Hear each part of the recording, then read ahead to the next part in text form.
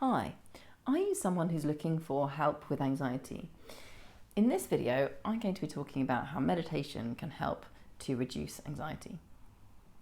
First of all, in order to do this, I think I probably need to go over a bit what meditation is. And I'm going to do that by talking about relaxation and focus, then about how meditation is like a zoom lens, then how meditation is like an iceberg, and then I'll just talk about examples of meditative or meditation-like experience that we may have in just ordinary day-to-day life. And then once I've given you an understanding of what meditation is, I'm going to move on to the elements of a kind of deliberate practice of meditation. And I'm going to cover slow, relaxed breathing, visualizing or imagining, and how we can adjust the focus of our eyes, and how these are all three different ways in to meditation, to a meditative state, and you can use all of them together, or you could use any one of those to enter a meditative state. And I'm going to talk about how and why each one of those can help you to reduce anxiety, either by themselves or in combination. And then lastly, I'm going to talk about more this kind of idea of being in the zone or being in a state of flow or experiencing a kind of meditative state while doing some other activity, almost like by accident. And I'm going to talk about how we can encourage more of that in our lives, and also how that interacts with a more kind of deliberate practice of meditation, how they can actually support each other, and how both of them can help you to reduce anxiety. Okay, so first of all then, what is meditating? What is meditation? Just a brief note here that when I say meditation, to me there's a very broad crossover here between meditation, hypnosis, and mindfulness. If you're deeply and richly engaged in any of those, your brain is going to be doing very much the same thing as if you were deeply engaged in one of the others. They are taught in different ways and they have different histories and traditions, but broadly there's a large crossover between all three.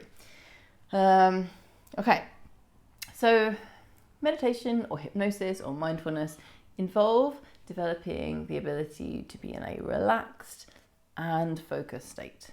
So it's focus, it's your whole mind coming together in a way that feels very relaxing, and that is deeply relaxed at a profound level. A good way to think of it is by imagining the zoom lens on a camera.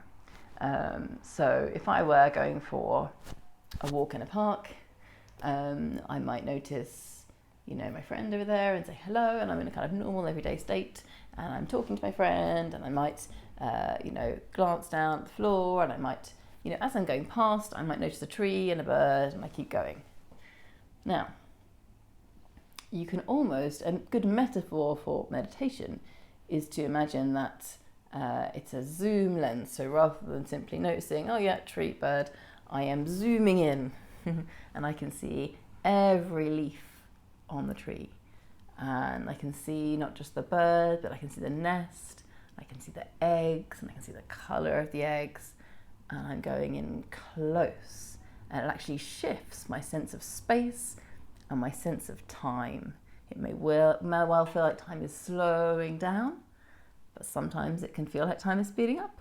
Or over time, we can learn how to deliberately adjust that so that we are deliberately creating a sense of time going slowly or a sense of time going fast, if that suits us and if that's what we want to do.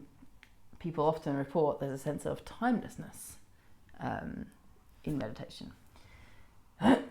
So, a different way of existing in reality, in a way, creating a different reality for yourself.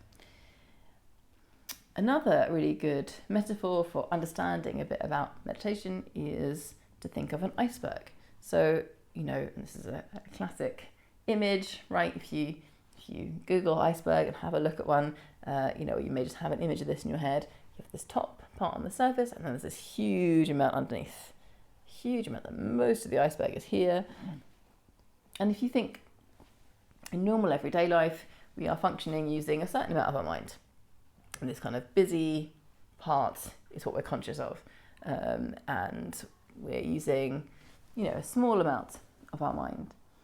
And meditation is a way of reaching into the whole of our mind, becoming active in a really beautifully relaxed, active, focused, whole way in the entire structure of our mind. Much like what happens when we're dreaming in that beautiful dream REM state. And just as in dreaming, there are some amazing things that happen when we're in that state to do with processing and our memories moving around and us letting go of things we don't need anymore and developing different perspectives, shifting around our own narratives and stories and our beliefs. This happens while we're dreaming, this happens while we're meditating, because we're engaging with our whole mind and allowing things to come together. Okay. Some examples of just very everyday experiences of hypnosis or a meditative state would be, for example, if you're talking to a friend and you're just really enjoying the conversation, you really like this person and you're really into the conversation, you're really involved in it and you're having a great time, and then you look at your watch and you see, you look at your phone probably nowadays, isn't it? You look at your phone and you see, it's midnight. How did that happen? And it's like you have that altered sense of time and you haven't noticed. If someone had come into the room and called your name when you were really involved in that conversation, that great conversation, you might not even have heard your name because you were so involved, you were so absorbed.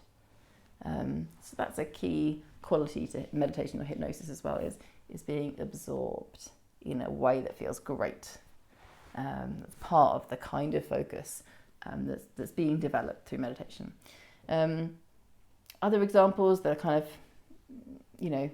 everyday ones would be if you're walking home and you know that we're home really well and you're not actively kind of deciding as you go along, I need to turn left here and there's that lamppost. Is it right or left? I think it's right. You're not kind of plotting that out for yourself consciously. It's just like your body knows the way, and you might be thinking about something or you might be dreaming about something and you arrive home and you think, almost didn't notice getting here. And that is because you've drifted into a hypnotic state or a meditative state. Another example of the meditative state that we might come across in just everyday life would be if you're reading a book and you get really absorbed in what you're reading and you can really, see the pictures of what's being described, or you can really feel the emotions of a character, or you can really hear the sounds of a historical event you're reading about. If you're that amount involved and absorbed in what you're reading, this is also a hypnotic state or a meditative state. And you may notice that after having an experience like that, you may well feel calmer, your stress goes down, you may well feel happier. You may notice that on weeks or months when you do more of this kind of thing, you feel better in yourself. And that's because our mind just absolutely loves this rich meditative state. It's just extremely beneficial in terms of processing and our mind getting to exist in this very rich, full way. Okay, so that hopefully gives you a bit of an overview of what meditation, hypnosis, mindfulness is, what these things actually are. Just to talk now about the specifics of how we can deliberately put ourselves into a meditative or hypnotic state, how we can do that, and then how is it that is actually helping to reduce anxiety, both in the actual moment and overall in our life as a whole, if we do this regularly. Okay, so one, very much used in kind of ancient way really of going into a meditative state is to control our breathing. And often this involves slowing down breathing, creating a kind of flowing breath so that we're not holding our breath at the top or the bottom. Although there's different techniques. But shifting our breathing in a deliberate way, and often making the out breath longer, for example. These can all be ways to enter a meditative state. Why is slow breathing so effective in calming us and entering a meditative state? Well, There are a few different reasons, and it is complicated. But one crucial thing to know is, if you imagine if you were running for your life, right? To go back to that, the origin of anxiety again, and the flight state. You know, an animal is hunting you, and you are running for your life. In that situation, you are not going to be breathing slowly. Of course, you're running, so that complicates it a bit.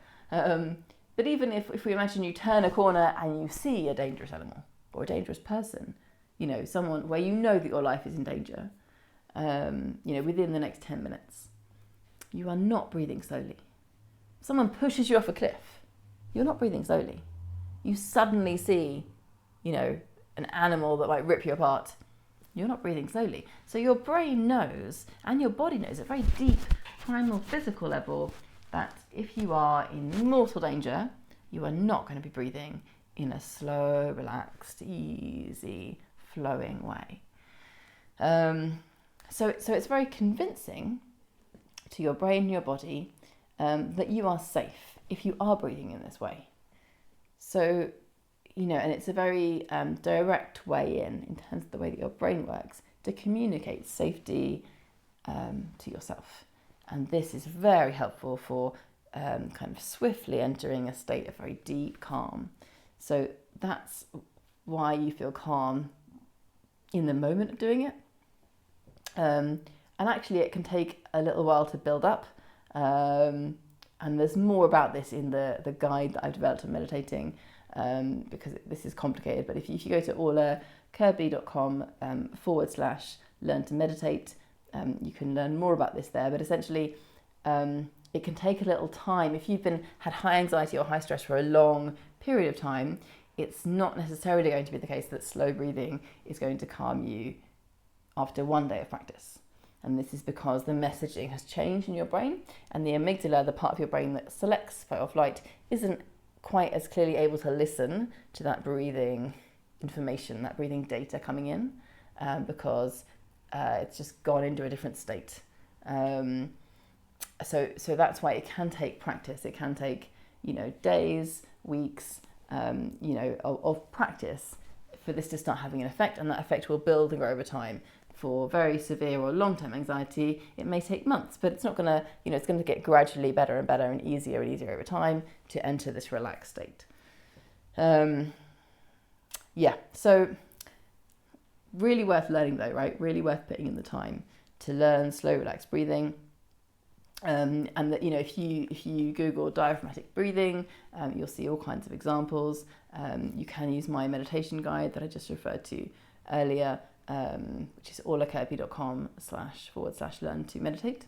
And there are all kinds of ways to learn slow breathing. You could go to a yoga class or see a yoga teacher privately. You could go to see a hypnotherapist or any kind of therapist that works with breathing. You could go to see a personal trainer. You could go to a singing teacher, right? There's loads and loads of people who know about breathing. And I think with breathing, it is quite helpful to actually have an expert person see you breathe and help you physically with your breathing, because it can be hard to know, am I doing it right? Or, you know, sometimes people think they're breathing slowly and deeply, and actually they're not quite, right? So it can be difficult to know about ourselves. The next part that I want to talk about is visualizing and imagining. This is another way in to meditating, and you can use this in combination with breathing, but it's also possible to go into a relaxed state just using what we're imagining, what we're visualizing. And, you know, one point that I want to make here is that some of us are more visual, some of us are less visual. It may be that sounds are more of a way in for you, or it may be that the feel, that texture or emotion is more of a way in for you. It might be that you're just very fascinated by ideas, and it might be some kind of idea, although often we all want a sensory connection to an idea. But we are all different. So, you know, at the same time, it's possible to develop all of these things. So all of us have an auditory sense and a kinesthetic sense, that's the feelings, and all of us have a visual sense. And the more that we practice and engage with those, actually the more richly and fully we can develop them. Creating beautiful pictures in our mind in this way is very helpful, because it lights up the occipital lobes at the back of our brain that are what come really alive and awake in dreaming and REM sleep. And this lets us be very richly, fully active in the cortex, in terms of just using this amazing imaginative power we have in a really positive, enjoyable, pleasurable way. And this is just simply quite a different activity to the kind of activity we see when someone's brain has, is under the influence of the flight state, of more of an anxious response. So you are shifting yourself by promoting imaginative, enjoyable activity. You are choosing to do something with your brain that is quite different from what you'll be choosing to do with your brain if you are in more of an anxious mode.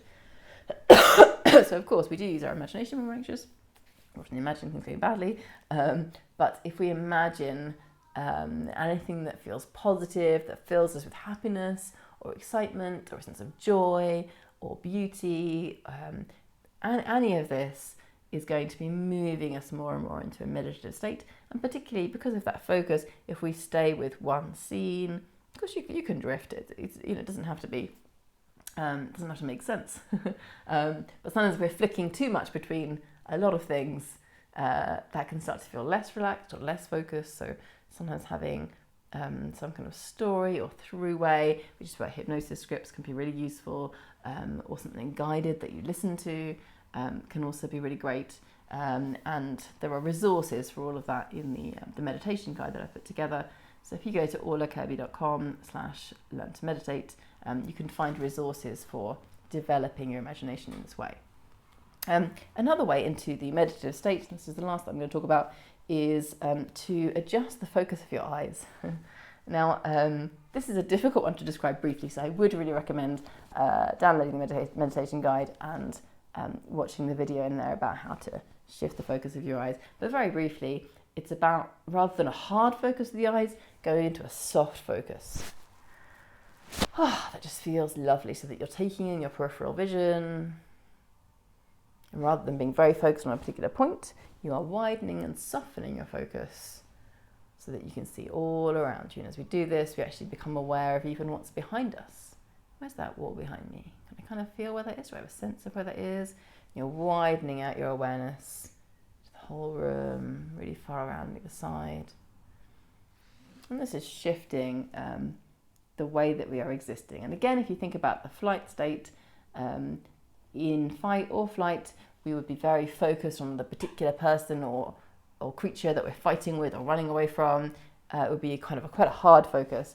This is different. This is a very soft focus. It's very wide. We're taking in lots of information in a relaxed way, and it all feels very doable, very enjoyable, and great. Okay. So those are 3 ways into a meditative state, and you can combine all of them at once, or you can use any one of those to enter a meditative state, and they are all deeply, deeply calming, and will help you loads to reduce anxiety in a particular moment, although they will work best if you practice them over time. And if you do practice them over time, particularly if you practice each day, and I'd recommend 10 minutes each day at a minimum, is if you do practice them each day, they will also be working away at lowering your background stress levels, your background anxiety levels. This is very significant because it means that you're going to be going into a different state generally, overall. It means that you will be waking up feeling different, right? So that is going to help with how often you then experience anxiety. That will shift. You will experience anxiety less often, less dramatically. So shifting your overall general stress levels or anxiety is just as important as guiding yourself away in the moment. But of course, meditation and hypnosis can help you do both. I just want to talk briefly now about this kind of being in the zone idea, or being in a state of flow that you might have heard talked about in sport, or you may have experienced yourself in doing an activity you love, maybe playing music or playing sport, or in the kind of work that you do where you just feel really like, oh, I'm in the zone, really involved with this feels great. It's a lovely feeling, right? So how can we encourage more of this in ourselves? First of all, just thinking, what have I had that feeling doing before? Could I do more of that thing? That could be as simple as that. What helps me? What helps me be in that state? Is there something that distracts me from being in that state of flow when I'm working or when I'm playing music or when I'm playing sport, and could I remove that distraction? Think about what works for you, what has worked before, and try to do more of that. Also, is there something that you'd love to do and you've just never tried? Or that you used to do when you were a child and you used to really enjoy and go into the kind of an in the zone state, and you just haven't done for ages because you've gotten busy? Could you do a little bit of that now and then? So those are some ideas for how to increase that kind of feeling and way of existing in your life. Now, sometimes people say to me, well, you know, I feel like this when I'm playing music, so do I really need to do the meditating as well? I think I'm already doing plenty of like meditative activity when I'm, you know, playing the piano, or when I'm playing football, or when I'm, you know, and I guess my answer would be, it's entirely up to you. It is your mind and your life. But I think there is something extra to be gained, something further from a very specific, deliberate, focused meditation session or state, and that they work together really beautifully. So actually, a meditation practice will help to enhance and extend the feeling of flow that you get when you're working or playing the piano or playing football, and playing the piano or playing football or doing whatever it is that you love, and going into a state of flow and allowing yourself that, or reconnecting with something that allows you to do that, or just trying a new thing that might allow you to do that. All of those are going to help you in your meditation practice. So they can just work together really beautifully, and both of those, both the kind of general being in a state of zone, or, you know, zone flow when you're doing an activity, and more kind of formal, deliberate meditating, both of these can really help to dramatically reduce and lower anxiety. Okay, well, thank you so much for listening. The next video in this series is on small positive actions and how they can help to reduce anxiety, so I'd love you to watch that one as well. Thank you very much, and goodbye.